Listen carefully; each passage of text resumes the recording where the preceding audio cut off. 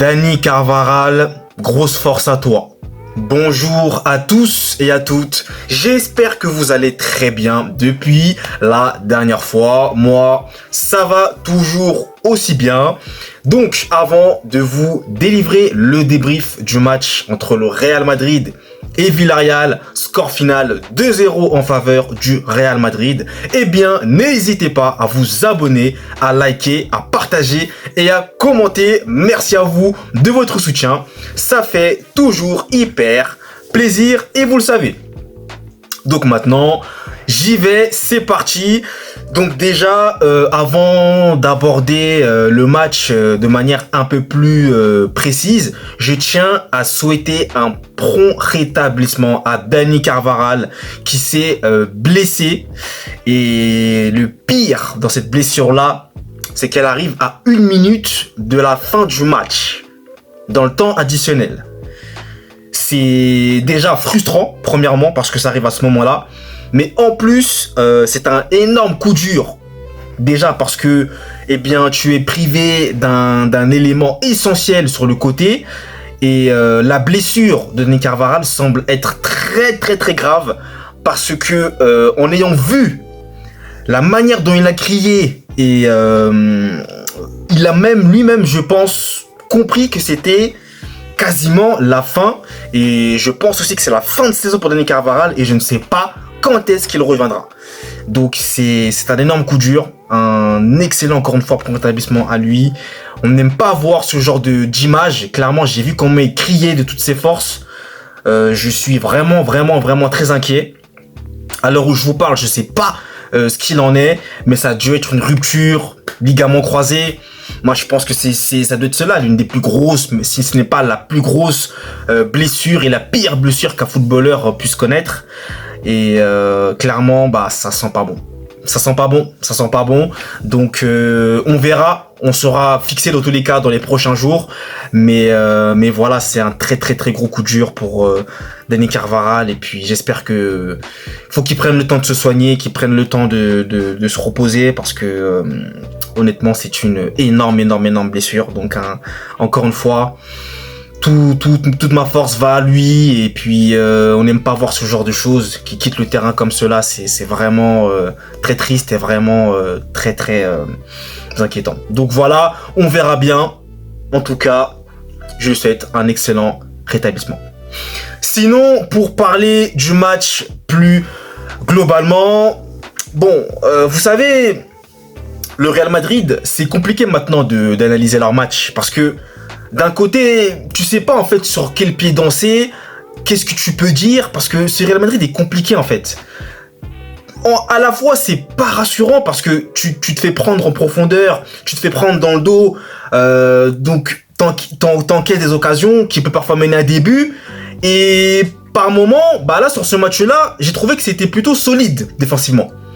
Défensivement parlant, tout le monde a été au niveau. Là-dessus, il n'y a rien à dire, que ce soit au milieu de terrain, que ce soit en défense, rien à redire, en tout cas là-dessus.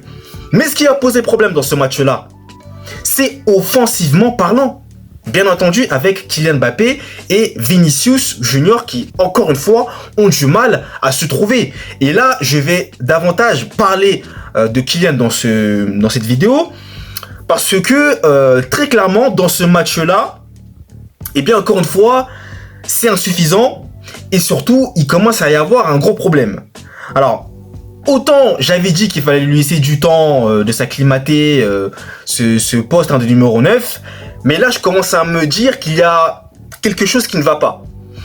C'est comme s'il y avait une régression, il y a quelque chose qui te... Je sais pas, il y a quelque chose qui... En fait, toutes ces actions sont forcées. Tu sens que c'est pas naturel, c'est forcé à chaque fois. Et il n'a pas cet instinct de numéro 9. C'est ce qui est plus inquiétant, c'est qu'il n'a pas cet instinct de numéro 9. Et moi, je vous pose la question, jusqu'à quand on va attendre, jusqu'à quand Kylian Mbappé va commencer à avoir cet instinct? Jusqu'à quand? C'est la question qu'il faut qu'on se pose maintenant, et dès maintenant. Je vous le dis, jusqu'à quand?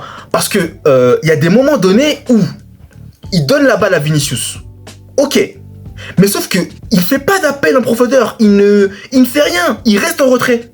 Et du coup, Vinicius, il se retrouve avec autour de lui 4 voire 5, 6 joueurs de Villarreal et ne sachant pas quoi faire, bah il choisit l'option, à savoir la frappe.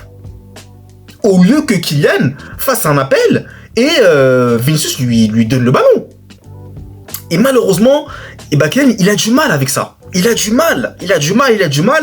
Et ça, c'est un véritable problème parce que c'est ce qu'on attend de lui sur le terrain, c'est ce qu'on attend de lui. Et pour l'instant, bah, il ne répond pas aux attentes par rapport à cela. Clairement, il n'a pas cet instinct du numéro 9. Et ça devient très très dur. Donc je ne sais pas jusqu'à quand on va patienter. Mais voilà, il a été en plus remplacé par Rodrigo. Donc après que Rodrigo est rentré, Vinicius qui marque un but, mais splendide. Un bombasso, comme le dirait le commentateur de Beansport. Un bombasso énormissime. Et en plus, en dehors de la surface de réparation, énormissime le but, hein. Incroyable. Oh, Vinicius, en plus, d'ailleurs, en parlant de Vinicius quand même, parce que je veux aussi poursuivre sur lui, il a été stratosphérique. J'ai reconnu. J'ai revu le Vinicius que j'aimais, qui percute, qui fait les différences. C'est ce qu'on veut voir. Niveau ballon d'or, Vinicius, sur ce match-là. Il a été énorme. Donc voilà. Et puis après, au milieu de terrain, Camavinga, il fait du bien. Camavinga. Camavinga fait vraiment du bien avec Bellingham et Valverde, les deux, leur effort défensif. Fabuleux. Donc voilà, Lunin aussi qui a été très intéressant dans ce match. Mais le Real Madrid, en tout cas, ce qui m'a rassuré dans ce match, c'est surtout défensivement parlant, comme je vous le disais. Mais ce qui m'a le moins rassuré, c'est offensivement. Ça devient quand même compliqué. Donc voilà. Et puis en face, Villarreal n'a pas non plus été très dangereux.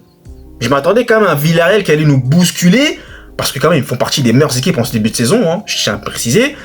Mais là, c'est vrai que après le 1-0, bon, bah le Real a géré, hein. Ils ont géré, il n'y a pas eu de soucis. Et puis tu sentais que Villarreal ne pouvait pas vraiment aussi revenir. Il y a vraiment Nicolas Pepe qui a eu parfois des occasions assez intéressantes, mais sinon après ça, il n'y a pas eu grand chose non plus de la part de Villarreal. Donc c'est une bonne victoire pour le Real Madrid qui revient à égalité de points avec le Barça, qui va jouer tout à l'heure à 16h15 contre je ne sais plus quelle équipe d'ailleurs. Je ne sais plus, ils vont jouer contre qui. Alaves, voilà.